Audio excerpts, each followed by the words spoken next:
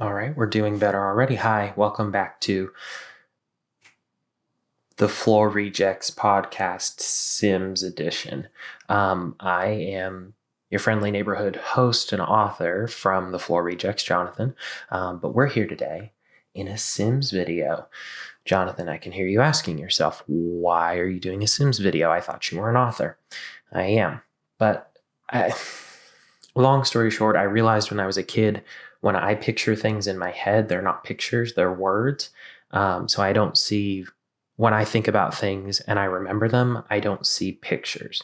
I almost see words kind of shaped in the form of what they're describing. So I like visual learning a lot. So I figured, why not just do visual learning, but use The Sims, which is my favorite video game that I go back to over and over and over, even though they charge us hundreds of dollars for updates that we could get for free from most other franchises, and create the characters and the world that I am creating in my stories, but in The Sims. Of course, The Sims is not photorealistic, so they don't actually look like people, but it's a better representation than, my imagination anyway. So if there's people out there like that also don't really think in pictures, maybe you'll appreciate it. Also, if you just like The Sims, maybe you'll appreciate it as well. Originally, this was a 50 to 60 minute video in which I was going to do just a regular run through of creating a character and a little bit of brief building, but that was boring. So I recorded the screen separately from my webcam and all of that stuff. And so I just took the recording of the screen, put it to 250%. So we've got about a 15 to 16 minute video. And then figured I'd just talk over it a little bit faster than what I would normally be doing, because a lot of it was just kind of me figuring stuff out and tweaking stuff. And that's not super important. So let's get into it. Alexa, it's podcast time. That didn't work. Alexa, it's podcast time.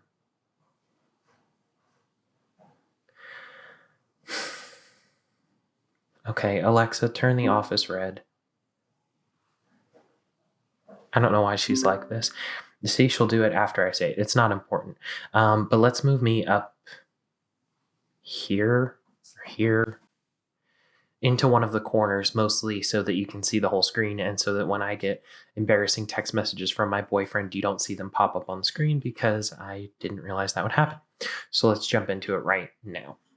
Okay, so I chose Windenburg because it's a little bit on the more rural side, which is what I'm going for, but it's the only place I could find a 64 by 64 lot that also wasn't backed right up against like the ocean in Brindleton Bay, or like on a beautiful hill like in Del Sol Valley, or in a vacation world, even though that doesn't really matter. Of course, we've got Warren here. We're creating our main character for the story. The only person we've met so far that really matters, because his grandfather's dead and his mom doesn't play a huge part in his life, really. Neither does the lawyer from chapter 1.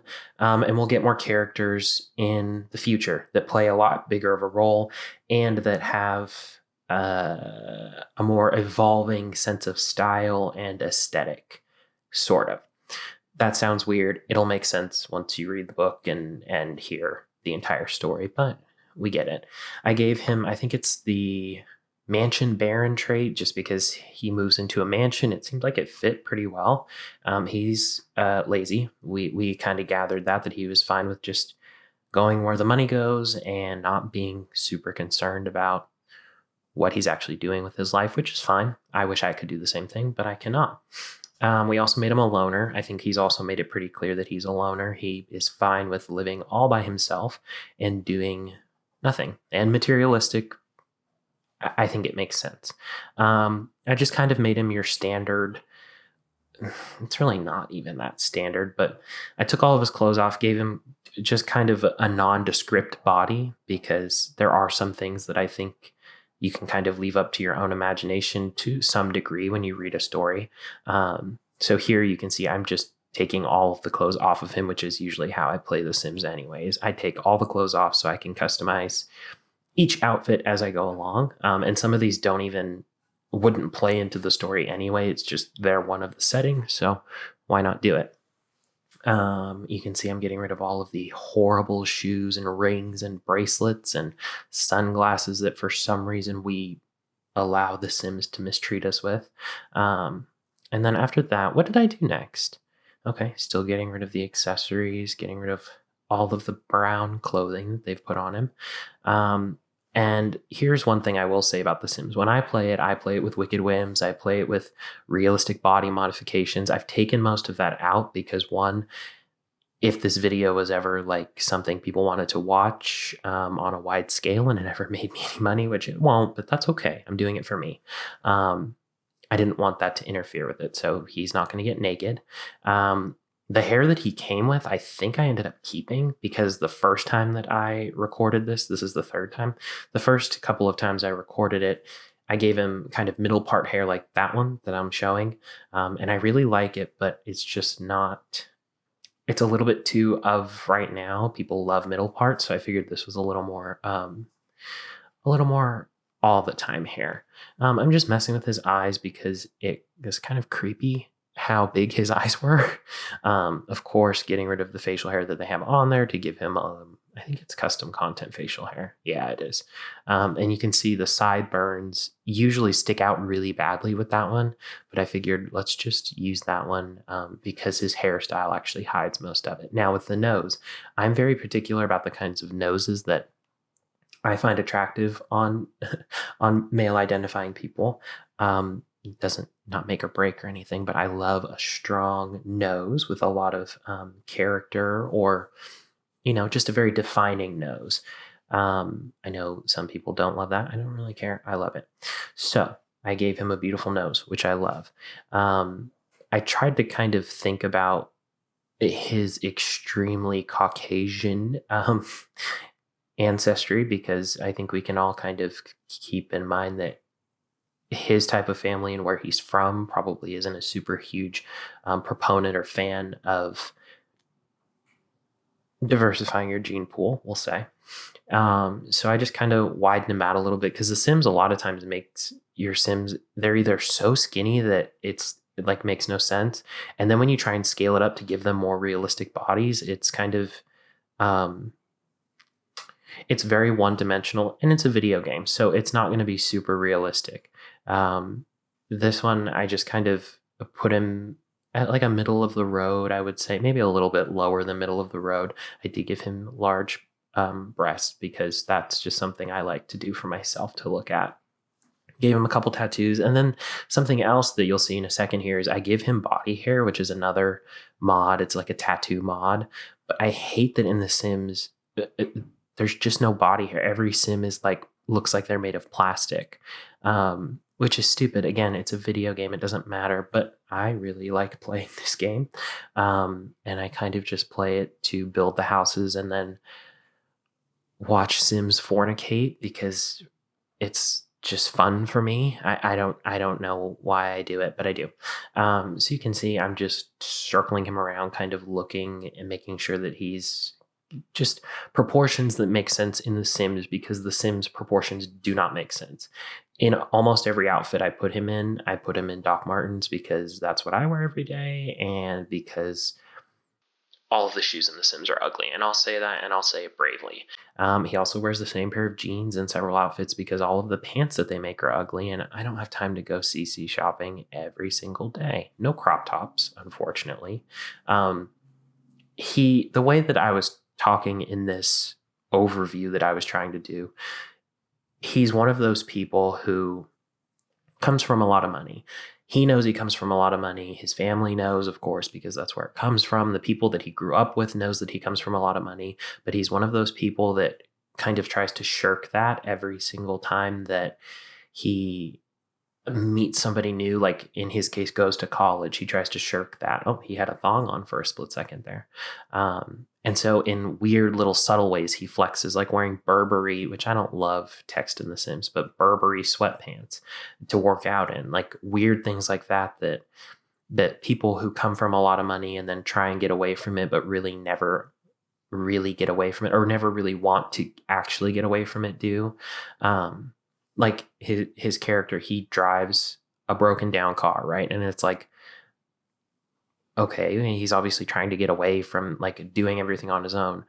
But you can also imagine this character, the minute his janky old broken down car actually breaks down, who does he call? He calls his mom for a loan to get it fixed up or to get a new car or whatever. He's really that type of character. And when I wrote this story or began writing it, I really wanted to write someone that wasn't a perfect character, that had flaws, that had um, less flattering qualities about them. And I think this is one of them, that he pretends to not want money, to not want to just do whatever he wants. But the minute it's offered to him in the story, he takes it. The minute that in creating him, the minute that there's a designer piece of clothing scrolling through the Sims, I pick it, because in a way I can kind of relate to that idea of like running away from it. But if it was me, I could run away from it all I wanted. But the minute that something went wrong in my life, and even on a smaller scale, I still do it as a 25-year-old. I call my parents and I'm like, what do I do? What do I do?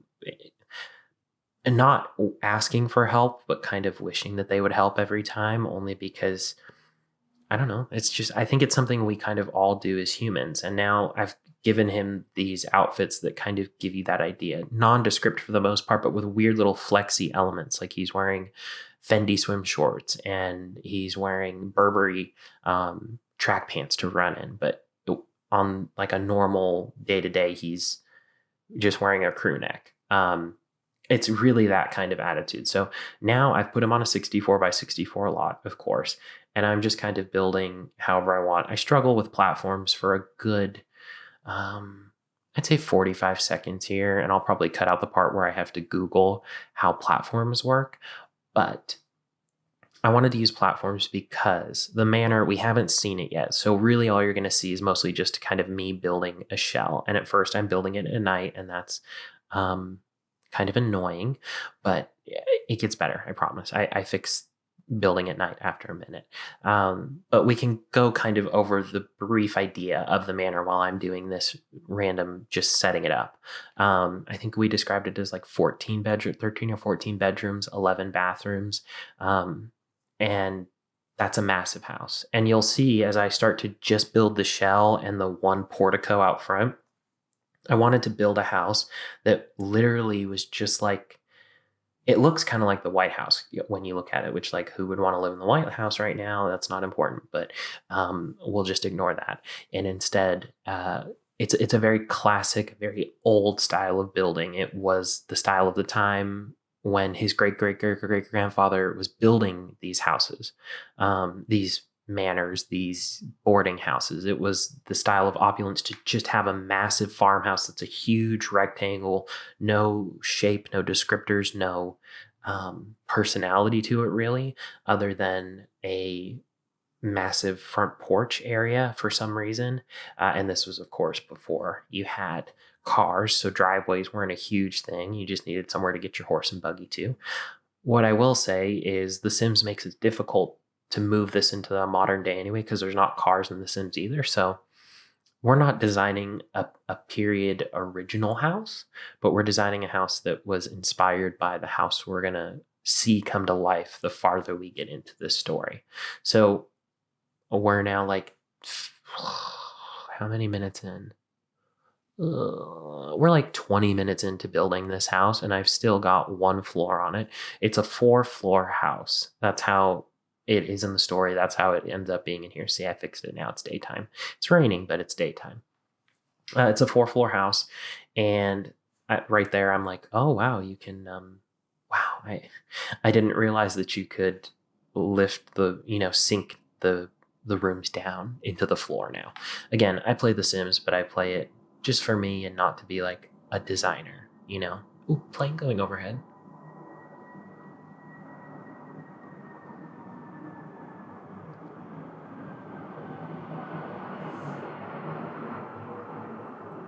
Cool. So now I'm just putting the roof on. It's a massive house. I've said it once, I'll say it again. It's giant, and it's just a rectangle. Now, you'll see some more modern style farmhouses like this, especially ones that have been restored and renovated, that they also have jut outs in the back. They'll have additions onto the back that are modern kitchens, extra bedrooms, bathrooms, things that weren't really a necessity when the house was built, because like the modern kitchen that we know of now is not what kitchens used to look like. If you ever watched the Farmhouse Vernacular on YouTube, she has a really old not Victorian, but a really old farmhouse that she bought and restored to kind of a early 1900s kitchen, which is way later than this would be. But kitchens were completely different then, and they were much more different when this house would have been originally built in the 1800s. I'm not super specific on the times, and I'm not going to be. But you can see I've put down the first rounded, I'm going to call it a porch. I think I call it a portico in the story, and I think that's right. It could be wrong. I don't really know. But it's kind of like the White House, where you've got the matching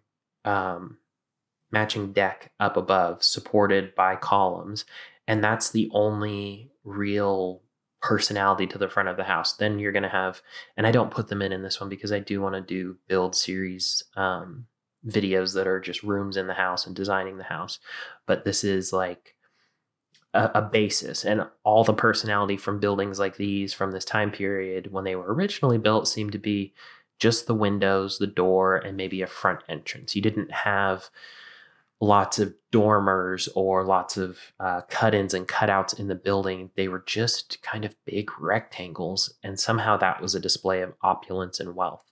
I think it also adds to maximizing space and making sure that you're not wasting space being extra.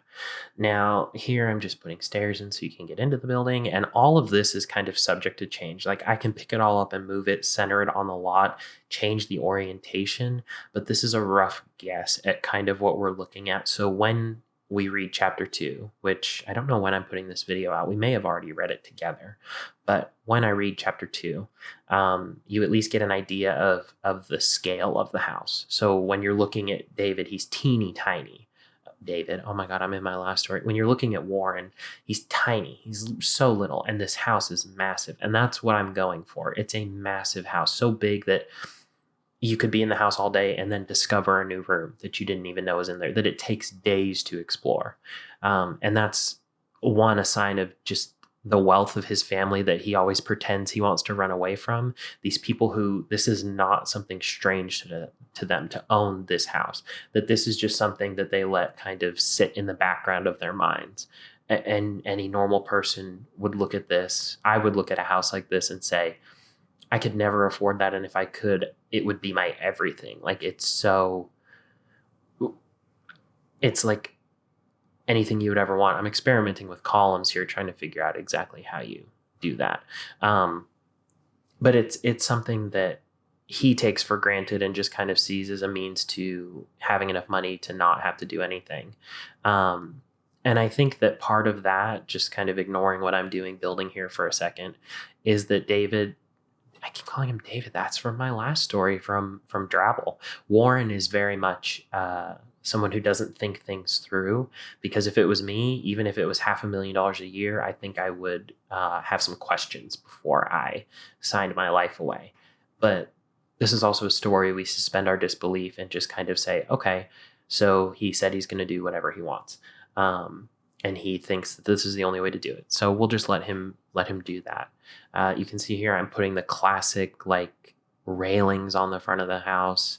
Had some issues with the stairs here. Not sure what's going on there. I have to figure that out later. It might just be something to do with where the steps are positioned. But it's a very classic style. Not classic so much that everyone did it when these houses were built, but classic in that it's what the opulent did, what people did to attract attention. And maybe this house, we don't know yet. Maybe it was originally built for a wealthy family and was converted into a boarding house after the fact. After he moved out, his great-great-great-grandfather moved out and said, I've got this extra house and I'm rich, so I'll just do whatever I want with it. You can see here what I'm doing is I'm basically building a room above the entrance so that it can be a 2-story entrance, whereas the rest of the first floor is just the first floor. Because I have this picture in my mind, kind of like in Wells Manor, where the second floor leads up in this double-sided staircase, right? And then you've got these doors just kind of lining the back of it because it's a boarding house now. It's just bedroom after bedroom after bedroom with bathrooms spaced in between. And I'm thinking that the bedrooms and the bathrooms go up on the second, third, and fourth floor, and the first floor is just the main living area that would have been normally for, the people who actually would live in the house. And a lot of houses like these with, super rich, opulent, over the top people had a couple of kitchens. They didn't just have the one kitchen, they'd have a servant's kitchen and a regular kitchen. You would have things like servants' quarters, or not, you see, you can't see, I just blocked it out, but my boyfriend just texted me. That's embarrassing. Rooms that serve the same function, but for different classes of people. So these houses were massive, and it was to separate the help, basically.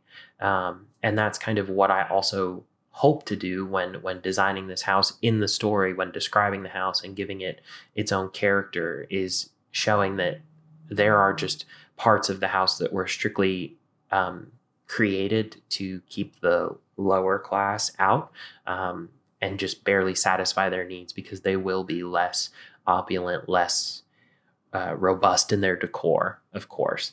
And that's part of the story that I think we'll pick up on later, is that part of it is really just about Warren not only coming to terms with what's going on in the house, which has nothing to do with his class or how much money he has or whatever, but also developing as a person and realizing through the history of his family and through the history of this house what kind of a dick he's been for a long time, and how he's treated money as if it doesn't matter, and how he can just find it whenever he wants it, and then when he doesn't want it, he can pretend that he doesn't have it. And I think that'll be an interesting development in the story. You could see on the first floor, the house is just a maze of rooms. It's not, well, that was my dishwasher. I got scared. The house is just a maze of rooms, and that's how a lot of these houses were. Maybe I'll put hallways in, but a lot of houses like this style just kind of lead into each other. It's not a hallway with rooms on any side to maximize space. It was all about just creating as many rooms as you wanted in whatever style you wanted, and not caring about the arrangement so much as just having everything that you wanted. So we're getting to the end of the video part of it, the design. I'm sure I'm giving my sign-offs now. But that's pretty much what I was doing, was using this to create a shell for the house that we're going to spend a lot of time in the coming chapters, because Warren can't leave the house, really, and we figure out why later on, and then also creating Warren so we have an idea of what he looks like. Because when you read a story and you read, like, I was thinking today about how I would, as a kid, read my mom's Nora Roberts books and her Cherry Adair books, which were very the Nora Roberts ones not so much, but the Cherry Adair ones were very descriptive in what people looked like. But even the most descriptive passages of those stories are vague, because you can say he had short brown hair, but short brown hair means something different to everyone. And that's what's great about reading stories. But I also think that sometimes it's interesting just to see what not even the person who created the story thinks the character looks like. Not my dishwasher interrupting me and spitting into the sink. But also to just see what somebody thinks a character looks like based on how they describe them. So like I could say that Warren has short brown hair. His skin is a medium complexion. He has blue eyes, and he has a medium build. That would describe the character that I made. But if you really think about it, there's a million shades of blue eyes. There's light blue eyes, there's dark blue eyes, there's medium blue eyes. When you say short brown hair, to me, this is really short, which, by the way, I did get my hair cut and I did style it differently. I do look like I'm going to put on a tracksuit and my joggers and go down to the pub, but it's neither here nor there. So he can be described as having short brown hair, but to me, this is short. And in that picture, I would say that's more of a medium hairstyle. But for some people, that's a really long hairstyle. They keep their hair really short. You can say medium build. And to me, medium build means something very different from what the Western standard of beauty would say the medium build for a man is, or a male identifying person. Um, like each one of those categories, you can say he looks one way, but realistically, that just opens the door to like 6 different ways that he could look in each category. So it's not so important here, but where it is important is when we get into the characters that you're going to meet this week. When I put this up this week, chapter 2, we're going to meet really 2 important characters, and they are, all I'll say is they look a certain way when he meets them, and that look is subject to change. So is the house, but the house doesn't change so much throughout the course of the story. So I think it'll be interesting to create the house, and then maybe once the story's over, or once that part of the story is over and we know what the house looks like towards the end of the story, maybe go back, revisit the shell of the house or the completed Sims house and modify it so that it looks like what we're actually dealing with after that section of the story. So I'll stop talking because we're still at 26 minutes. I appreciate you watching this. If you are watching this, if you thought it was interesting right now, you can check out chapter 1 of the Wells House phenomenon, which is where Warren Wells and this Wells Manor is from. Each week we should have an episode, which is just a chapter of the story up until the story's finished. I will tell you really quickly, exciting news. I can't show you, but I did get my copyright letter from the government. We Just Call It Love from season 1 of the Floor Rejects podcast is officially copywritten. And I received an email from a publishing house that they somehow got a hold of part of the story. I'm not sure where. I think it was in the copywriting process. It's made available publicly. Again, I don't really know how, but it is. And they reached out and they were interested in reading the full manuscript. We Just Call It Love is the first season of my podcast. It's the first full-length novel. I hate calling it a novel because that makes me feel like an author. And I know I'm not really an author, but they reached out and they wanted to read the full thing. I mean, nothing could come of it, and that would be okay because this is not something I ever imagined myself even getting an email for anyway, but it's exciting. So I'll keep you updated. I promised my dad that I would keep him updated because I called him and told him about it, and his first words were, "It's a scam," when I assured him it was not a scam and that I researched the company. His second words were, "They're going to ask you for money." And then after I assured him that if they ask me for money, I'll just tell them I don't have any, his third words were, "I didn't know you write." Now, you watching this probably don't know this, but I have been writing consistently as like my creative fun for years, like years and years and years and years and years, since I was 14 or 15. So he's not remembering correctly, but I appreciate you watching. This was fun to just kind of delve into Warren, to delve into where he's going, where he's going to end up. And next week we'll create the other 2 main characters we're going to be dealing with. And maybe we'll add a couple of rooms to the house. That could be fun. Maybe just the rooms that he explores. And actually maybe a couple of rooms that he explores, and maybe the room where he sleeps. A fantastic song if you've never listened to it. But just watch In the Room Where You Sleep by Dead Man's Bones. Listen to it on YouTube. It's a fantastic song, and it really is the tone of this story. So until next time, I've been your friendly neighborhood writer, author, podcaster, narrator, whatever you want to call me, Jonathan. And this has been the video portion, the video supplemental reading portion of the Floor Rejects podcast. Okay, bye. I'm going to cover you back up so nobody can spy on me when I'm naked. Bye.